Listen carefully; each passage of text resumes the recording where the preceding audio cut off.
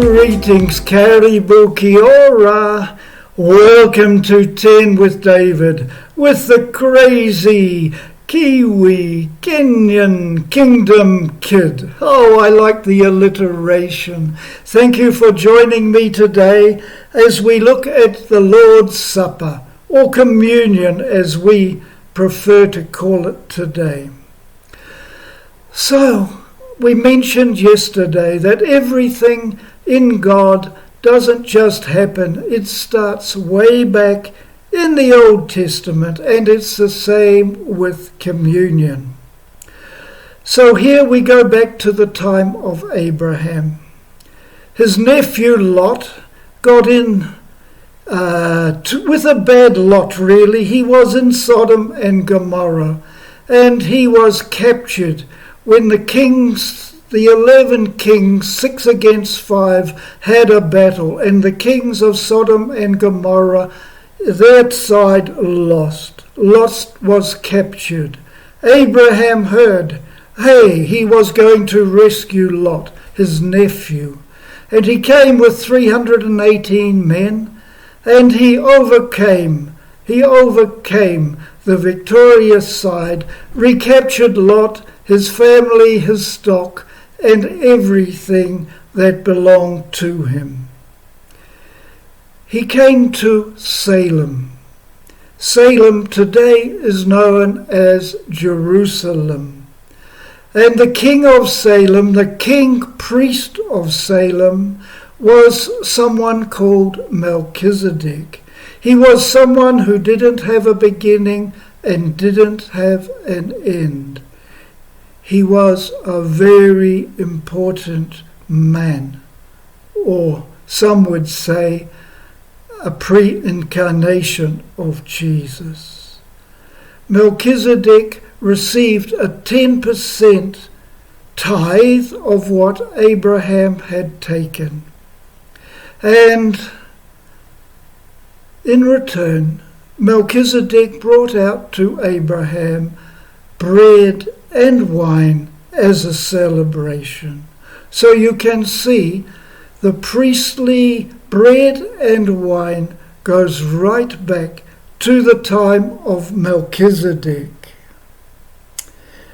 Well, I told you my favorite is the tabernacle in the desert. And each morning and evening in the tabernacle they used to have a sacrifice. They had a sacrifice of a lamb. Who is the lamb? Who do we know as the lamb? The lamb is Jesus. They killed a lamb. They killed a symbol of Jesus every morning and every evening. And with that, they had a grain sacrifice and a drink sacrifice.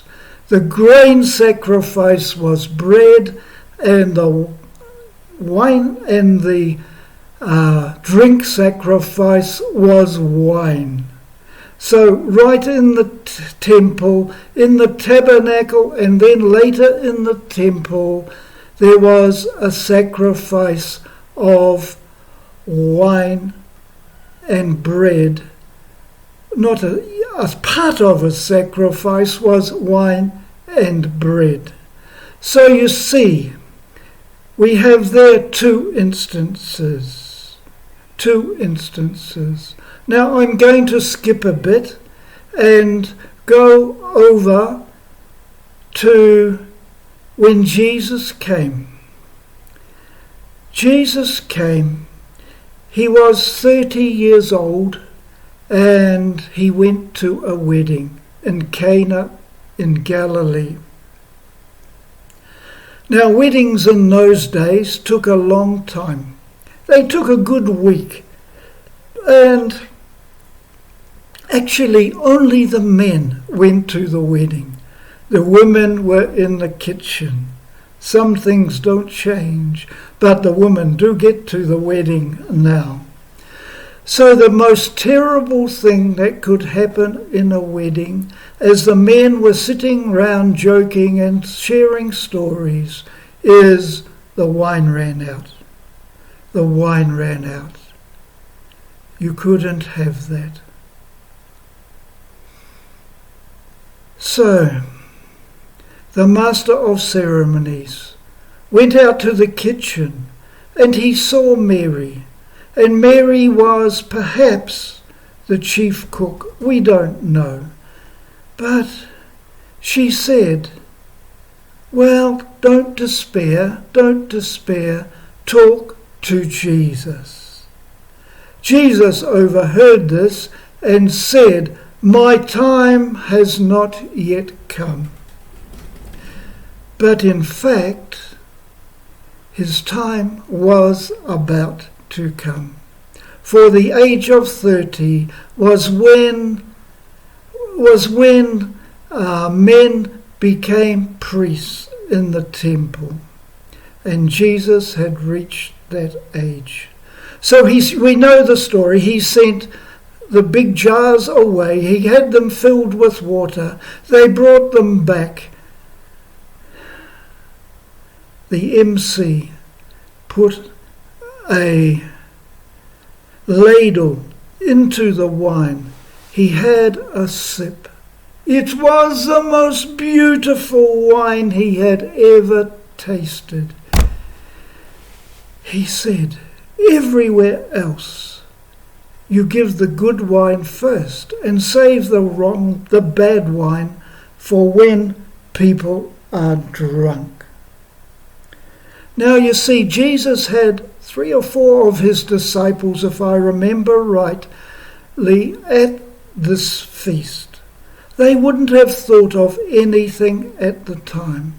But not only were they the wine, but they used to eat a goat or a lamb that was cooking in a pot in the middle of the floor and on a fire, and the smoke went out through the roof. And to get the food from the pot, they used a ladle of bread, like a chapati we call it here, a flat bread. They put that in and got the food out of the pot. So here we have wine and bread again.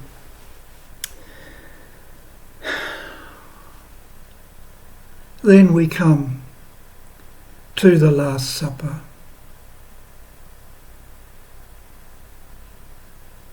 Jesus knew he was going to die. And he said, I will read the scripture from Matthew 26 to 28. While they were eating, Jesus took bread, and when he had given thanks, he broke it and gave it to his disciples, saying, "Take and eat, this is my body."